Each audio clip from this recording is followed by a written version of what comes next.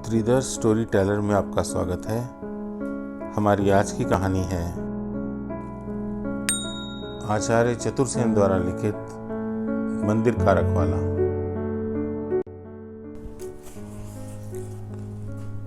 ओरछे के विशाल चतुर्भुज के मंदिर के भीतरी प्रांगण में कुछ वीर पुरुष बैठे थे। फाटक के भारी भारी किवाड़ बंद थे और द्वार पर पहरे लगे थे। किसी भी व्यक्ति को भीतर आने की आज्ञा न थी। ओरछे में बादशाह आलमगीर के सेनापति रणदूलह खां आकर ठहरे हुए थे। उन्होंने रियासत का प्रबंध हाल ही में अपने हाथों में ले लिया था। ओरछे के वीर राणा चंपत राय के वीरगति प्राप्त होने के बाद उनका अति अल्पवयस्क युवक पुत्र अज्ञातवास कर रहा था। फलतः ओरछा शाही अमलदारी में था। रणदूलह खां की आज्ञा हुई थी कि आज तीसरे पहर चतुर्भुजी का मंदिर तोड़कर उसके स्थान पर एक मस्जिद बना दी जाए। नगर में इस खबर से बड़ी बेचैनी फैली हुई थी। लोग दुख और क्रोध में भरे थे, परंतु शाही सेना के निर्दय अत्याचार का प्रतिवाद करने की शक्ति उनमें ना थी। वे अपना शोक मन ही मन में दबाए लहू का घूंट पी रहे थे।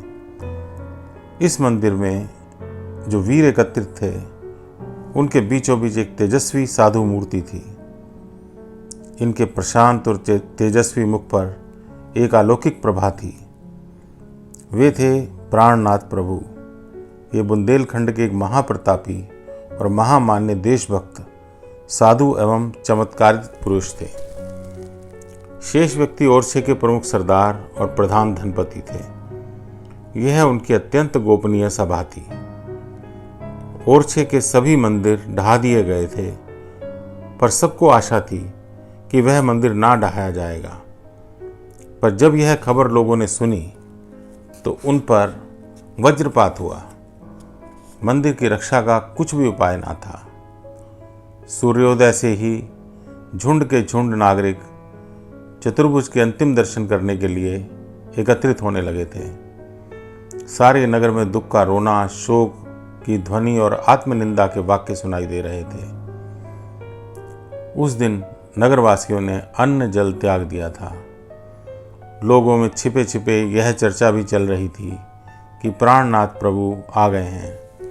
इस खबर से लोगों के हृदयों में आशा का संचार हो रहा था। परंतु मंदिर के पट प्रातःकाल ही से बंद थे और आज चतुर्भुज भगवान को भोग नहीं लगा था। यद्यपि लोगों को यह गुमान ना था कि प्राणनाथ प्रभु भीतर बैठे परामर्श कर रहे हैं, फिर भी झुंड के झुंड लोग मंदिर के चारों ओर खड़े थे।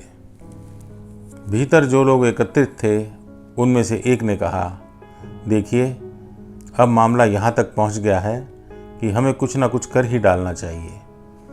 यह व्यक्ति बड़े डील डॉल का बदसूरत और भयानक चेष्टा वाला था। उसकी आकृति बाज पक्षी के समान थी। उसकी आंखें गहरी और डरावनी थी। उसके शरीर पर युद्ध के पूरे सामान थे। जो लोग वहाँ बैठे थे, उनके चेहरे क्रोध से तमतमा रहे थे। उन पर दृष्टि डालकर उसने भयानक दृष्टि से सबको घूरते हुए कहा, सरदारों, क्या बुंदेलखंड हम बुंदेलों का नहीं है? और यह मंदिर क्या स्वर्गीय राजा चंपत राय की विजय कामनाओं का केंद्र नहीं रहा?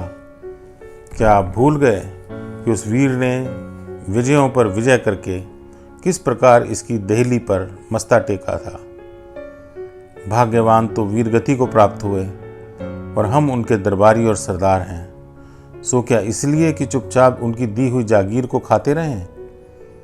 क्या हमने कभी यह विचार किया है कि हमारी पीढ़ियों से चली आती अजेय शक्ति कहाँ चली गई है और हम उसे खोकर किस उद्देश्य से जी रहे हैं और जागीर भोग रहे हैं? श्रोतागण सिर नीचा किए चुप बैठे थे। उन्होंने फिर कहा, और आपको मालूम है कि आपके, हमारे और ओरछे के और समस्त बुंदेलखंड के सिर पर लात मारकर जो अधिपति बनकर आए हैं, वो कौन है? मुझे कहते हुए घृणा होती है। वह ना उच्च कुलीन है, ना कोई सज्जन या वीर पुरुष है। वह एक पतित और दुष्ट प्रकृति का व्यक्ति है। परंतु उनकी विशेषता यही है कि उनकी पुत्री को शाही खिदमत बजा लाने का सौभाग्य प्राप्त हुआ है। बस यही उनकी योग्यता है। यह सारंगी बजाने का काम करते थे, समझे आप? सारंगी बजाने का। आप क्या कहते हैं, क्या आप लोग उस अधम पुरुष की प्रजा बनकर रहेंगे? सरदारों, उसने अपने लोहे के दस्ताने पहने हुए एक हाथ को दूसरे पर रखते हुए कहा, इस कमीने आदमी के अधीन जो न प्रतिष्ठित है और न योग्य, किंतु बादशाह की कृपा से वह हमें अपनी स्वेच्छाचारिता से जेर करना चाहता है, क्या हमें सब सहते रहना उचित है? इस गंदे घास फूस को क्या हम उखाड़ कर ना फेंक देंगे और अपना मार्ग ना साफ करें? सज्जनों, मैं आप सबसे पूछता हूँ, आपका क्या उत्तर है? एक स्वर से सब चिल्ला उठे, अवश्य, भले ही हमें अपने प्राणों की बाजी लगानी पड़े। प्रत्येक पुरुष क्रोध और आवेश में बोल रहा था। गुंबद में उनकी ध्वनि प्रतिध्वनि हो रही थी। एकमात्र प्राणनाथ प्रभु शांत बैठे थे।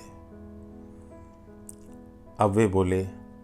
उन्हें बोलने का उपक्रम करते देख सभी चुप हो गए। प्राणनाथ ने हंसकर कहा, यह सब तो ठीक है, पर म्याऊं का ठौर कौन पकड़ेगा? कहो, किसमें इतना साहस है? सर्वत्र सन्नाटा हो गया। इस मंडली में एक कोने में एक अल्पवयस्क बालक बैठा था। वह अब अपरिचित एवं विदेशी था। इसे प्राणनाथ प्रभु की सिफारिश पर इस गुप्त सभा में सम्मिलित किया गया था। उसने धीरे से खड़े होकर मुस्कुराकर कहा, यदि प्रभु का हुक्म हो तो यह सेवा यह तुच्छ सेवक करना चाहता है। प्राणनाथ प्रभु हंस दिए। सभा ने विस्मित होकर देखा, यह अद्भुत और मृदुल बालक कौन है? एक व्यक्ति ने झरोखे में से झांक कर देखा और चिल्लाकर कहा, देखो वह आ रहा है। सब लोगों ने झरोखे में से देखा। सवारों का एक दल हथियारों से सुसज्जित आ रहा है। एक तुच्छ आदमी बहुमूल्य और भड़कीले वस्त्र पहने एक अरबी घोड़े पर सवार सबके आगे चला आ रहा है। वह प्यादा उस रकाब के साथ हुक्का लिए और दूसरा पायदान लिए आगे बढ़ रहा है। उसके पीछे 500 सवार हाथियों से लैस आ रहे हैं। इस गर्वीले दल को देखकर यह छोटी सी मंडली दांत पीसने लगी। बाहर कोलाहल होने लगा। सहस्त्राधिक मनुष्य चित्कार कर उठे। मंदिर के सिंह द्वार पर भारी भारी चोटें पड़ने लगी। सभी लोग द्वार पर आकर एकत्रित हो गए। प्राणनाथ प्रभु ने कहा, देखो, सभी लोग संयम में रहना, शीघ्रता ना करना। मैं और यह सुंदर युवक यह सब कुछ ठीक कर लेंगे। अभी तुम सब लोग भीतर ही रहो। यह कहकर प्राणनाथ प्रभु सिंह द्वार पर आकर बोले, तुम कौन हो? मैं सिपह सालार रणदूल्हा खां हूं, द्वार खोलो। द्वार खुलवाने का उद्देश्य क्या है? मैं भीतर जाऊंगा। किस लिए? मैं बुत चिकन हूं। मैं मंदिर को ढहा दूंगा और मूर्ति को तोड़ दूंगा। यह काम तुम किसकी आज्ञा से करते हो? अपनी आज्ञा से। और यदि द्वार ना खोले जाएं तो जबरदस्ती दरवाजा तोड़ दिया जाएगा। बल प्रयोग का प्रयोजन नहीं, मैं द्वार खोलता हूं। इसके बाद प्राणनाथ प्रभु ने फाटक की भारी सांकल पर हाथ डाला और एक भयानक चित्कार करके द्वार खुल गया। प्राणनाथ प्रभु अपना भगवा परिधान पहने बाहर निकल आए। तत्क्षण एक प्रचंड जय घोष हुआ। सहस्त्रों नर नारी चिल्ला उठे, प्राणनाथ प्रभु की जय। रणदूल्हा खां उस सतेज मूर्ति को आगे बढ़ते देख पीछे हट गया।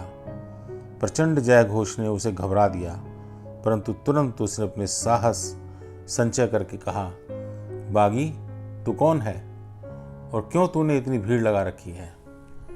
प्राणनाथ प्रभु एक शब्द भी ना बोले। वे चुपचाप खड़े रहे। रणदूल्हा खां ने क्रोध में पागल होकर कहा, अरे गुस्ताख, पूछता हूं और तू जवाब नहीं देता। ठहर, मैं अभी तेरा सिर भुट्टे सा उड़ा देता हूं। यह कहकर और तलवार खींचकर वह आगे बढ़ा। प्राणनाथ ने वज्र गर्जन करके कहा, वहीं खड़ा रह। दूसरे ही क्षण मंदिर में से अनेक वीर निकलकर प्राणनाथ प्रभु के पीछे आ खड़े हुए। उन्होंने तलवारें सूत लीं। रणदूले खां ने फिर साहस संग्रह किया। उसने कहा, समझ गया, तू प्राणनाथ गोसाई है जो तमाम मुल्क में बगावत फैलाता फिरता है। प्राणनाथ प्रभु बोले नहीं, वज्र दृष्टि से उसे देखते रहे। रणदूले खां ने फिदाई खां फौजदार को हुक्म दिया, क्या देखते हो, इस बागी की गर्दन एक ही हाथ में उड़ा दो। परंतु फिदाई खां की हिम्मत ना हुई। उसने अपने हवलदार से कहा, हैदर खां, तलवार के एक ही हाथ से इस गुसाई का सिर धड़ से अलग कर दो। रणदूले खां ने जो काम फिदाई खां को सौंपा, फिदाई खां ने वह हैदर खां को सौंप दिया। यह देखकर प्राणनाथ प्रभु मुस्कुरा दिए। उन्हें मुस्कुराता देख हैदर खां ने एक सिपाही से कहा, मोहम्मद खां, खां साहब का हुक्म बजा लाओ और एक ही हाथ में इसका सिर भुट्टे की भांति उड़ा दो।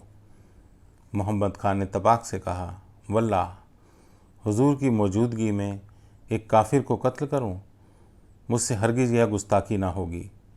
जनाब के एक ही हाथ में इस बदनसीब का सिर कलामुंडी खा जाएगा। रणदूले खां यह देखकर कुड़ गया, पर यह समझ गया कि इस गुसाई पर हाथ डालना साधारण आदमी का काम नहीं। उसने होठों को दांतों से दबाकर तलवार सूत ली और आगे बढ़ा। हजारों की संख्या में खड़े नर नारी विचलित और उत्तेजित हो उठे। प्राणनाथ प्रभु ने फिर गर्जना की, खबरदार, सब लोग शांत रहें।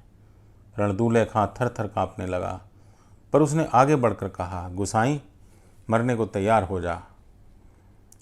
मूर्ख, मैं अभी नहीं मरूंगा। रणदूले खां ने तलवार ऊपर उठाई। प्राणनाथ प्रभु वज्र की भांति खड़े थे। अब वह युवक तेजी से मंदिर के कक्ष से निकला और प्राणनाथ प्रभु के सामने खड़े होकर महीन किंतु तीव्र स्वर में बोला, खामोश रणदूले खां, तलवार ज़मीन पर रख दो और इस बुजुर्ग से दस्तबस्ता माफ़ी मांगो। तू कौन है? तेरी हिम्मत पर आफरीन है। हट जा बच्चे, वरना यह तलवार तेरे खून से ही पहले सुर्ख होगी। क्या तू सिपह सालार रणदूल है खां के गुस्से को नहीं जानता? युवक जोर से खिलखिलाकर हंस पड़ा।